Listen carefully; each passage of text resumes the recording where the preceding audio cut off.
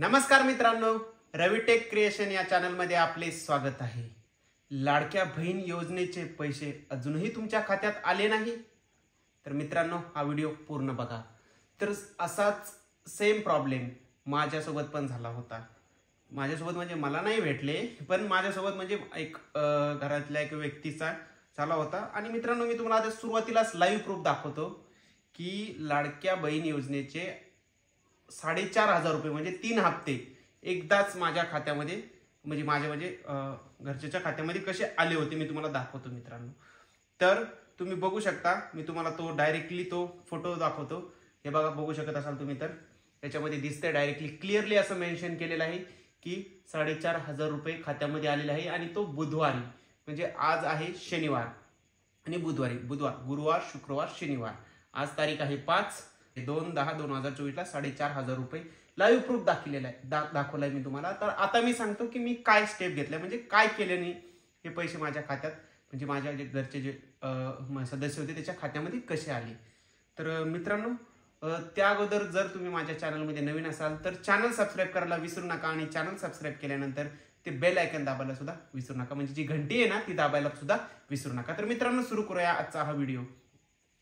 तर सर्वप्रथम आपल्याला काय काय करायचंय, आपण जिथे ज्या माणसाकडे किंवा ज्याच्याकडे आपण फॉर्म भरलेला आहे त्याच्याकडे सर्वप्रथम आपल्याला जायचं आहे। जर तुम्ही स्वतः भरलेला असेल किंवा एखाद्या माणसाकडून एखाद्या मुलाकडून भरून घेतलेला असेल किंवा एखाद्या असतात ना माझ्या सरकार केंद्र वगैरे त्यांच्याकडे जायचंय।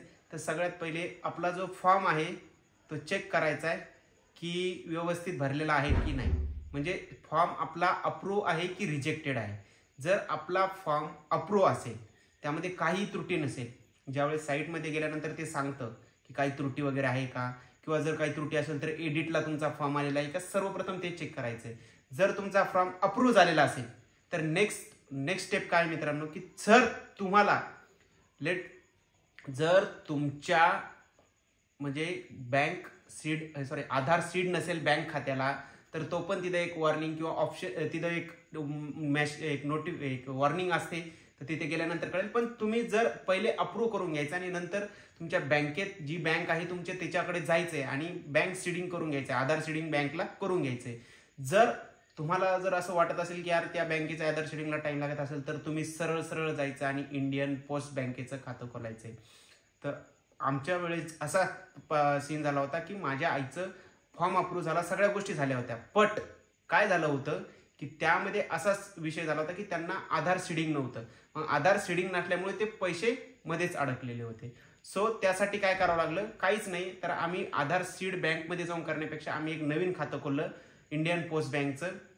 आणि खातं खोलल्यानंतर लगेच पैसे नाही आले, कारण की काय असतं सरकारचा काहीतरी एक लॉट होता, तर त्यानंतर ह्या जे 2 ऑक्टोबरच्या ज्या लॉटमध्ये त्यांनी सगळ्यांना ज्यांचे पेंडिंग आहेत त्यांना दिले ना पैसे 4,500 रुपये, तर त्या लॉटमध्ये तुमचे जर आले नसतील तर तुम्ही ह्या सगळ्या गोष्टी अपडेट करा। आणि सगळ्या गोष्टी अपडेट केल्यानंतर लगेच पैसे येत नाहीत, थोडं वेळ थांबावं लागतं। नंतर नेक्स्ट स्टेप कधी काय सरकारच्या म्हणजे ते जे फंड ट्रान्सफर होतं ना की क्विकली येत नाही, एखाद्या वेळेस 5 दिवस घेतात, एखाद्या वेळेस क्विकली पण येऊ जातील, जसं तुमचं आधार सीडिंग झालं तुमच्या सगळ्या त्रुटी दूर झाल्यानंतर। तर मित्रांनो हा होता आजचा व्हिडिओ। यामध्ये जर काही तुम्हाला अजूनही काही प्रश्न असतील तर तुम्ही कमेंट बॉक्समध्ये कमेंट करून जरूर सांगू शकता। आणि अजूनही तुम्ही माझ्या चॅनलमध्ये नवीन असल्यास चॅनल सबस्क्राईब करायला विसरू नका। तर मित्रांनो भेटू आपण आपल्या पुढच्या व्हिडिओमध्ये, तोपर्यंत टाटा आणि बाय बाय।